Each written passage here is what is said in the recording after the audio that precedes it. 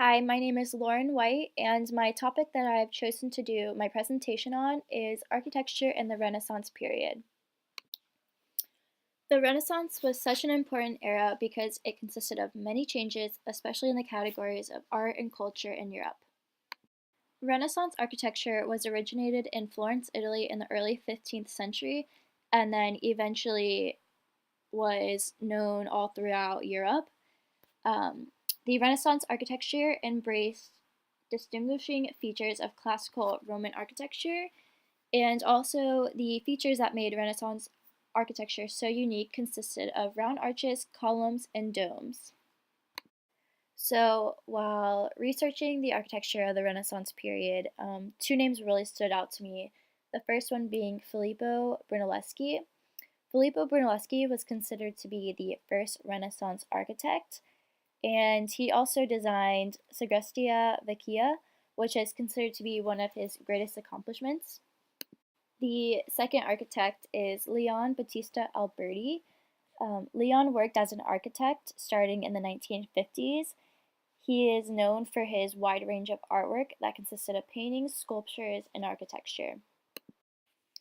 So the first architectural piece that I'm going to be talking about is the Sagrestia Vecchia. Um, the architect who designed the structure is Filippo Brunelleschi. The Sagrestia Vecchia was also known as Old Sacristy, and this building is an old Christian building located in Florence, and this building is considered to be one of the most important monuments of the early Renaissance period. It is made up of a rhythmic system that included pilasters and arches, and the construction of this monument started in 1421 and ended in 1440, so it took roughly about 19 years to complete.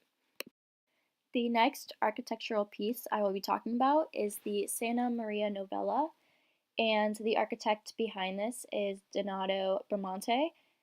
This was a church in Florence, Italy, and it was considered to be one of Donato's greatest masterpieces. The building itself is known for its features that includes its altarpieces, gold tooling, paintings, and its extraordinary ornamentation. And the features of this church is what makes it such a great structure of the Renaissance era. The last architectural piece I will be talking about is the Rosenborg Castle. Um, the architect is Hans van Steenwinkel, um, and this castle is located in Copenhagen, Denmark, and still stands today. It was originally built to be used as a royal residence until 1710. The style of this castle is Dutch Renaissance style, and it is special for its red brick walls with sandstone ornaments and its tall towers. Um, Hans van Steenwinkel specialized in Dutch Renaissance style architecture, and he was especially known for most of King Christian V's building projects.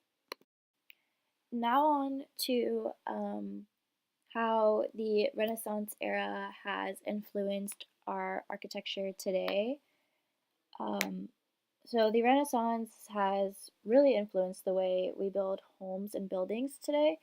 Um, I mean, if you're driving around and you see buildings, you see homes, you'll notice that a lot of them will have, columns, unique arches, domes, and even more of the Renaissance style.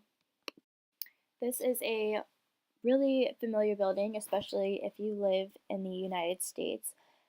This is the United States Capitol. It is located in Washington, D.C. And if you look at the picture, you will notice right away some of the Renaissance style features that the building has. So, such as the dome at the top, and you can definitely see a lot of the columns that are also related to Renaissance style. And pictured here is just um, a modern day home, and two things that really stand out the most in this picture of this home is you can see the columns in the front and the arches and both of those definitely relate to the Renaissance style architecture. And so, in conclusion, the Renaissance was a very important time, especially in Europe, with the changes of the art, culture, architecture, and it has been most definitely proven that the Renaissance has influenced our architecture today.